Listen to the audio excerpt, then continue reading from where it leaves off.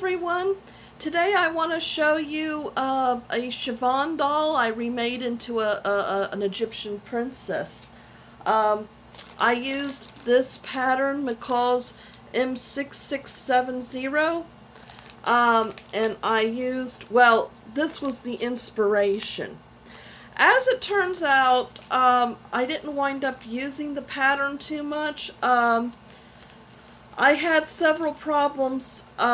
This is the first McCalls I had ever done, so I can't say that I'm a beginner sewer. I've done one simplicity pattern, I've done one McCalls, and currently I'm doing a quick sew.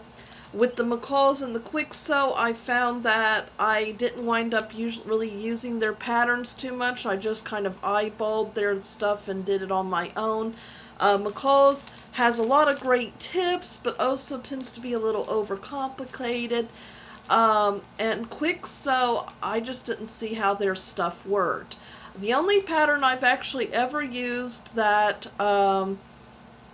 that worked for me was that I was able to use totally was the simplicity pattern. But then again, as I said, I've not used, I've done two doll sewing patterns, one a Barbie and one an 18-inch doll. And then the quick sew pattern I'm doing at the moment is a clothing, I don't know what you call it, storage. It's something that you put it on a hanger, and it's something that covers a hanger, and you put your jackets and winter clothes in it. That's what I'm doing now.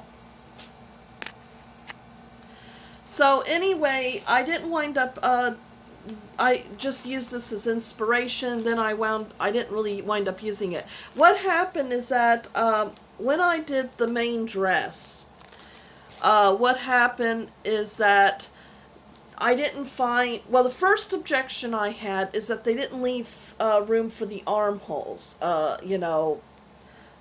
don't really know. I'm assuming they used Our Generation dolls, at least. I mean, this is, I think, definitely an Our Generation doll. I'm not really sure what these others are. I don't know if they're Our Generation too. Anyway, whatever they are, maybe they're not ones that have definite armholes. I do notice that with the Our Generation dolls that they tend to be kind of a little more flat. So that design would have worked, but when I used a Journey Girl, and Journey Girls need armholes, so I had to take the pattern and kind of fold the sides into a kind of a triangle to kind of make armholes. And then I kind of cut, did a like zoo where the pattern was like this. I kind of went, did it like that, made armholes, So that was one problem I had. And then what they wanted you to do is they wanted you to double up, you cut on a fold and you sewed on the outside, and then you flipped it inside out and sewed up the rest. Well, that didn't quite work for me because it poofed out and made it more like a pillow, and I didn't like that look. And I thought, I was using linen, and linen can, oddly enough, be kind of rather expensive. So I didn't want to waste fabric like that. So I didn't do that. I just I didn't cut it on a fold. I didn't make it as a pillow. I just, made it as it is. So before I show you the doll, this is the Journey Girl I used. This is the 2014 British series of Journey Girls. I used Chavonne. And this is what I made her into.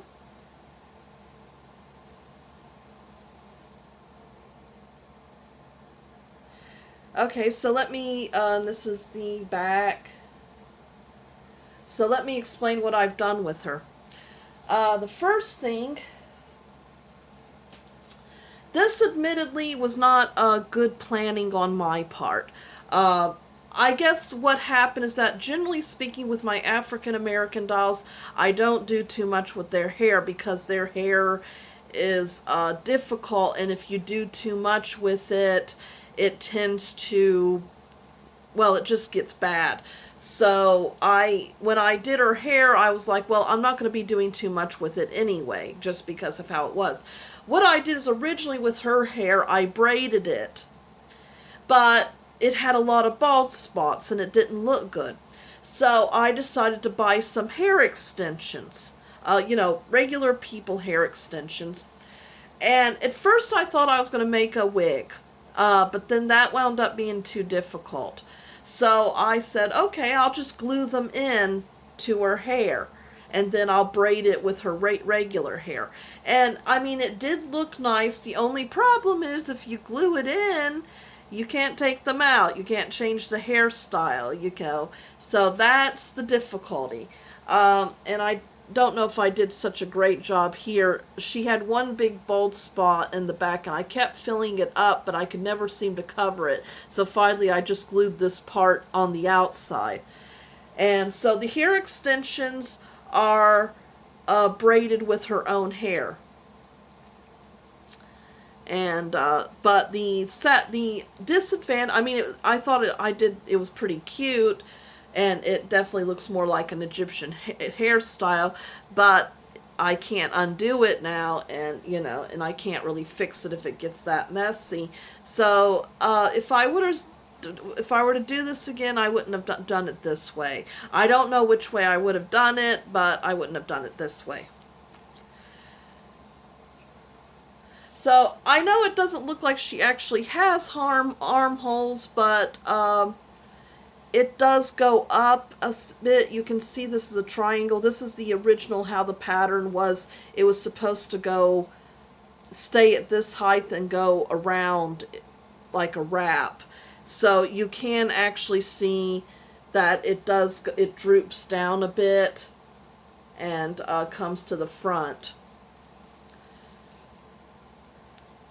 So when I ordered the fabric, I did it online. This is the first time I have a fabric store near me, but sometimes they don't always have what I want.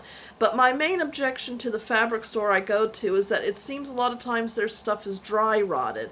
So I thought, my mom said, well, why don't you order from Vogue? Because I found that when I get it fresh from the manufacturer, the fabric is a lot better. It's not dry rotted, it's in better condition. And I've done that several times, and every time I have been pleased.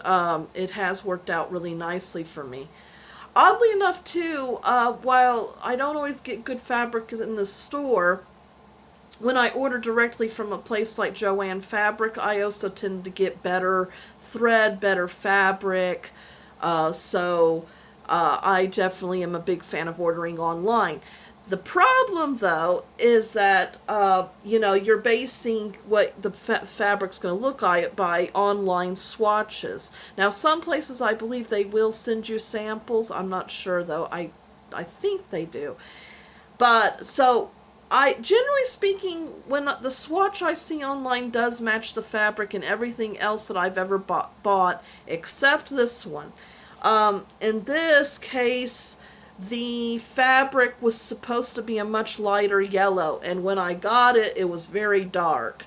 But actually, it turned out pretty nice anyway. This is like a cord trim. The one problem is it does fray at the end a bit. She has a Velcro back.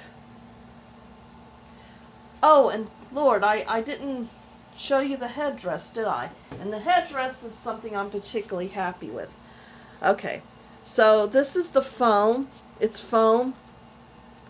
And it was a little loose, so I also glued a little bit of felt on the side there. I didn't go with the pattern, the Nefertiti style. I decided I had seen a crown online that I liked a lot better.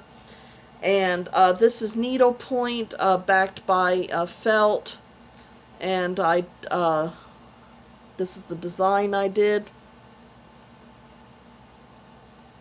It was supposed to go all the way around. I forgot why. Oh, I do remember why now. what happened, what I started doing, you know, my original plan was to give her a necklace, to give her arm bracelets, just like a regular Egyptian princess. What I started finding, though, once I did the crown, is that she was having a hard time standing up. The crown kind of, you know, off-balanced her. So I decided, you know, the problem is when they do these things, I don't know whether they assume you're going to have your dolls on a doll stand or what, but the problem is that the more accessories you put on your doll, the harder it is for them to stand up and stay balanced. So, in the end, I didn't wind up doing the necklace. I didn't do the jewelry. I just gave her a headdress, and then I did her shoes. I'm going to show you on them. Now, they're a little bigger, and I based this on actual ancient Egyptian designs.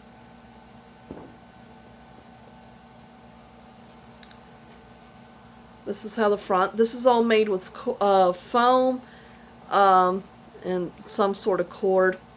And again, needle point. And I used with designs, and I used a glue gun for everything. The shoes are a little big, but they actually do stay on, which is nice. So, anyway, this is my ancient Egyptian Chavonne. Oops, something got a little there.